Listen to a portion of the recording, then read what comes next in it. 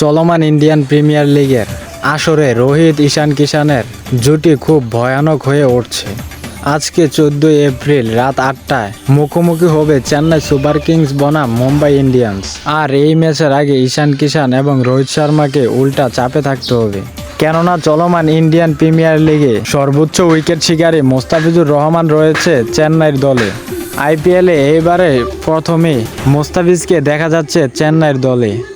Mostafizur Rahman 4 match খেলে সংগ্রহ করেছেন 9 উইকেট। পাওয়ার প্লেতে 2 ওভার করে স্লোয়ার ডেলিভারি কাটার দিয়ে থাকেন।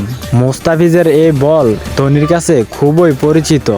আজকের ম্যাচে ঈশান কিষান এবং রোহিত শর্মার মূল উইকেট থাকবে মোস্তাফিজের টার্গেটে। আজকে চেন্নাই এবং মুম্বাই ইন্ডিয়ান্সের ম্যাচে মোস্তাফিজকে দেখা যাবে ওপেনিং বল করতে, কেননা এখানে ওপেনিংয়ে রয়েছে রোহিত শর্মা। আর রোহিত শর্মাকে দেখা গেছে মোস্তাফিজের বলে অনেকটা পরাস্ত হতে। তার স্লোয়ার কাটারে রোহিত শর্মা অনেকবার স্লিপে আউট হতে দেখা গেছে। এবার আসরে মুস্তাফিজ তো দুর্দান্ত পারফরমেন্স করেই যাচ্ছে।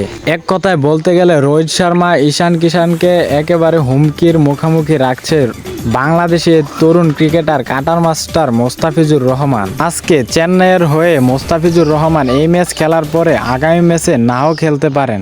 সব কারিশমা ধোনির দখলে। আর হে দর্শক, আজকের ম্যাচে কি মোস্তাফিজুর রহমান সর্বোচ্চ উইকেট শিকারের তালিকায় থাকতে পারবে? অবশ্যই আপনি আপনার মতামত কমেন্ট বক্সে কমেন্টস করে জানিয়ে দিবেন।